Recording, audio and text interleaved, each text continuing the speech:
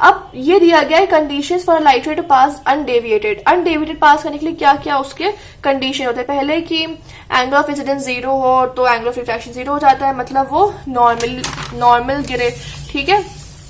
फिर नेक्स्ट है आपका कि अगर रिफ्रैक्टिव इंडेक्स दोनों मीडियम का सेम हो, बस सिंपल सा आपका ये। अब ये है relation between wavelength in the two medium, मतलब कि दो मीडियम के रिलेशन में, मतलब दो मीडियम की वेवलेंथ के रिलेशन में।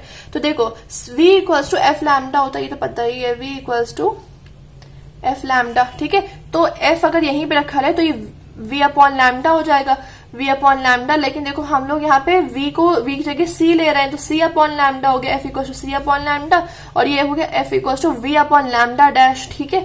तो देखो f और f तो कांस्टेंट ही होंगे दो मीडियम के लिए। f तो ये देखो ये एयर का है और ये किसी मीडियम का है, ठीक है। तो f इक्वल टू यहाँ पे v equal to F lambda होता है, तो एयर के लिए c equal to F lambda हो जाएगा, तो f equal to c upon lambda and this is, ठीक है। तो f और f तो इक्वल होंगे, तो c upon lambda v upon lambda equal हो जाएगा, तो lambda dash equal to v upon c into lambda. Simple mathematics से चल रहा है। अब देखो c अपॉन v म्यू होता है, तो v upon c 1 upon mu हो जाएगा, तो ये 1 अपॉन, देखो c अपॉन v म्यू होता है, तो v अपॉन c लिखा हुआ है, तो ये 1 अपॉन म्यू हो जाएगा, तो this is the relation.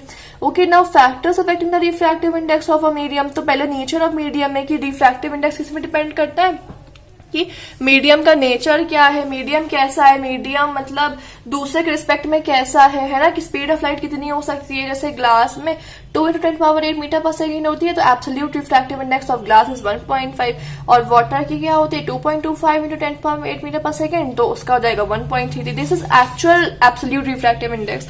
Okay, फिर आपके फिजिकल कंडीशन में, जैसे कि आपके टेम्परेचर में वो डिपेंड करता है। एक सेकंड, बढ़ रहा है तो म्यू कम हो रहा है, ठीक है, टेम्परेचर बढ़ेगा तो म्यू कम होगा। फिर कलर या वेवलेंथ में, अब देखो यहाँ पे कलर का मतलब वेवलेंथ, अगर मैं कलर बोलूं तो आप लोग को वेवलेंथ सुनाई देना चाहिए, ठीक है। तो कलर और वेवलेंथ सेम होता है। अगर देखो हमारी विजिबल लाइट की रेंज क्या होती है, 4000 एंगस्ट्रॉम टू 8000 एंगस्ट्रॉम, मतलब 400 नैनोमीटर टू 800 नैनोमीटर, ठीक है। तो ये रेंज होती है।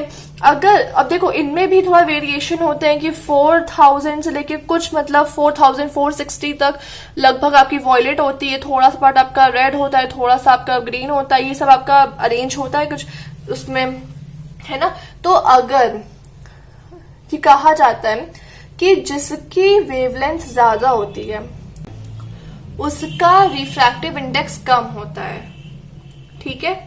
दिस गोज इनवर्सली प्रोपोर्शनल, कि जिसकी वेवलेंथ ज्यादा होती है उसका रिफ्रैक्टिव इंडेक्स कम होता है, ठीक है।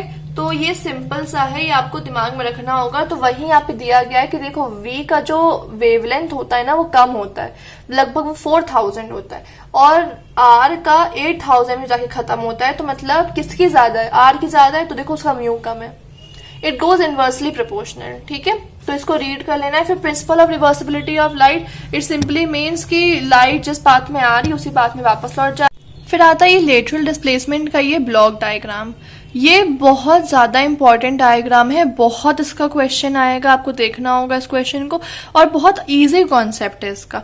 देखो होता क्या है कि इंसिडेंट रे आती है, क्योंकि यहाँ पे ग्लास ब्लॉक हो गया, मीडियम चेंज हो गया, तो रिफ्रैक्ट हो जाएगी। रिफ्रैक्ट होके ये इस सरफेस में फिर रिफ्रैक्शन होगा, क्योंकि अब यहाँ पे ग्लास है, यहाँ पे एयर है, तो फिर ये रिफ्रैक्ट करेगा। अब जब ये रिफ्रैक्ट करेगा तो किसी दूसरे इमर्जेंट रे में निकलेगा।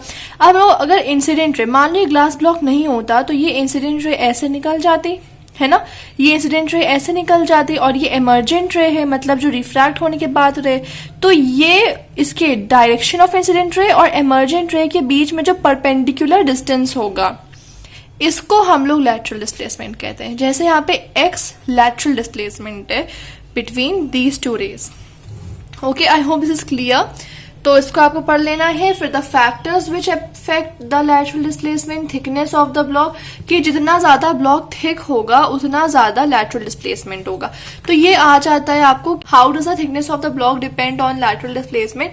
सो you need to draw the diagram, कि आप थोड़ा सा बढ़ा दिखाएंगे ग्लास ब्लॉक को, थोड़ा बढ़ा दिखाएंगे ग्लास ब्लॉक को, तो फिर वो अपने आप ही आपको लैटरल डिस्प्लेसमेंट ज्यादा दे देगा। फिर एंगल ऑफ इंसिडेंस में कि जितना ज्यादा एंगल ऑफ इंसिडेंस होगा उतना ज्यादा लैटरल डिस्प्लेसमेंट होगा। फिर refractive index of the medium and wavelength of the light में डिपेंड करता है।